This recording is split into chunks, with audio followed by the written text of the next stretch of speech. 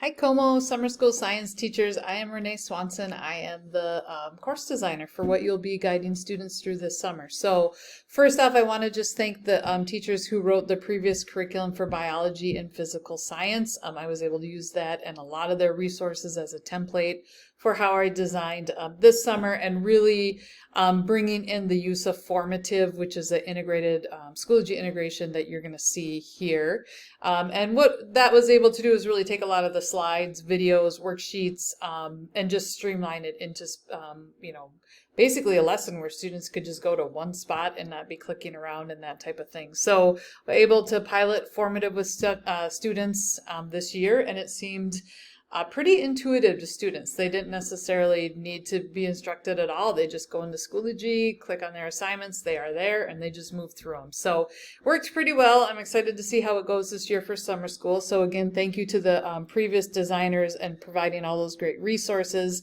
It really was what I was able to use as a template to get this going and streamline it. So I'll show you quickly what I've set up as a preview course. You can access this preview course. You go to the alternative curriculum course page and just click on Summer School 23, go to Como, 11, 12, and Science, and you'll see a preview course for Biology Summer Session 1 to Physical Science 1 and 2.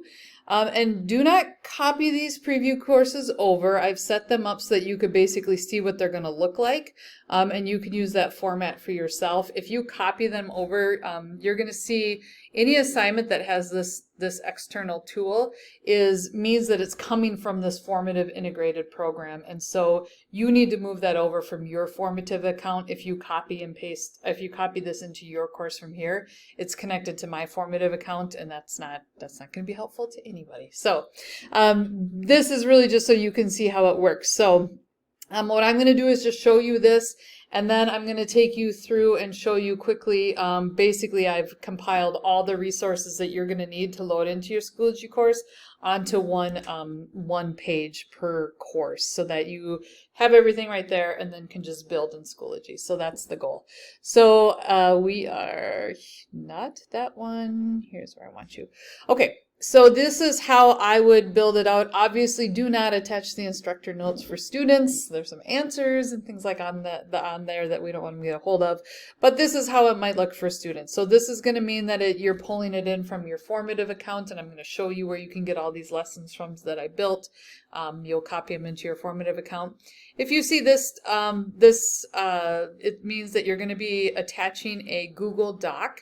And typically, I think with these courses, almost every time it's affiliated with a Gizmos lab. So it means the student's going to be going through Gizmos lab process, and you have a Gizmos lab Google Doc worksheet that you need to attach to that assignment. Your trainers are very well versed on all this. They know the format, they know the layout, they know how to attach Google Docs, create Google assignments essentially through Schoology. So if that is new to you, you will be in good hands. So don't worry too much about these processes. I just want to show you where all the resources are. So let me just show you quickly what a formative assignment looks like, just so that you know what that is. So this would be, let me scroll up, sorry. This would be an example of one that I built out for biology, again, using resources from the previous curriculum that we had. And that one was really well done, some great slides, some great resources, great, evidence of student learning and that type of thing. And I was able to just put it all in this one spot so that, again, students just go here and everything's here, and they're not clicking around and moving around through different documents and links and pages and that type of thing. So this might be how a formative looks. This is a student view. The teacher view obviously is going to look different, and I'll give you an example of that in just a moment. But this would be, they've got some great resources as far as being able to embed videos and ask questions. And here would be a video that actually, as they're watching it, is going to have questions embedded into it to answer, some free response areas, that type of thing. So it's been a great resource. Again, students intuitively move through this pretty well. Let me find, this would be a teacher view of one. This is how it looks from a teacher view. So you will have access to this as a teacher view. That's how it's going to look for you, and then for students it will look much different. One nice thing that I was able to do, and that will copy over when you copy these formatives into your formative account, is for any question that had a correct answer, I was able to already select that for you. So a decent amount of these formatives will self-grade. There'll be a little bit of grading that you need to do, but most of it self-grades. So let me take you to the actual instructor guide so you can see where I put all these resources for you. There's a pacing guide, assignment descriptions, and resources section. This is going to be your link to all of your formative assignments. So when you click on that, it's going to open up and say, do you want to copy all these formative assignments into your account? And you're going to say yes, and then it will populate with all the formative assignments. This is Biology Summer Session 1. Biology Summer Session 2 has their own formative folder as well as the physical sciences. So make sure you're copying the one that works for your class. I've also linked to the Schoology preview course, which is what I had just taken you through. Now I have too many tabs open, so I apologize. I'm going to take you on a little journey here. There we go. So this will just link you right to that preview course again so you can see it, so you have a way to quickly access that. And then I also have a Schoology blank template that I've set up for you so that if you do want a little bit more of a guide to go off of that you just have to load your own things into, you can click here and it'll take you into the, you want to go into the groups and click on the alternative education group, and in our resources, here we go. You will go into COMO and to science, and you will see these are the blank templates that I've put together. So you can actually, obviously don't take instructor notes over like I mentioned, but you can take and move these over. The formatives are not here. Again, it's just kind of a placeholder. It's blank. Right here, it looks like that. You will load your own formatives over again so that the formatives that you're getting are connected to your account. So that would be what a blank template looks like. And then I've provided for you a pacing guide. So basically, Unit 1 for biology, summer session 1 is going to be cells. There's a pre-assessment that students can take. I'll talk about that in just a second. And then you're just going to load in lesson 1.1, 1.2, and I've done my best to give you, this lesson's coming from formative. It's a formative lesson, so look for lesson 1.2 in your folder, link it here. Gizmos labs, you're going to have the actual Gizmos lab to link in the Schoology description for students, and then you're going to attach a Google Doc. That is their editable worksheet. It makes a copy for every student, so they're not editing your master. And you will attach that, and then that will be what the student submits through Schoology. So again, all of your resources for everything you're going to be loading onto Schoology should be found on this one document. One other quick thing. Gizmos Lab, sorry to scroll so much. I do make a table. There's one course that does not have Gizmos Labs. It's more PhET Labs. But the other 3 courses do have Gizmos Labs. So here's the actual link to the actual Gizmos Lab. So that will take you right to the lab.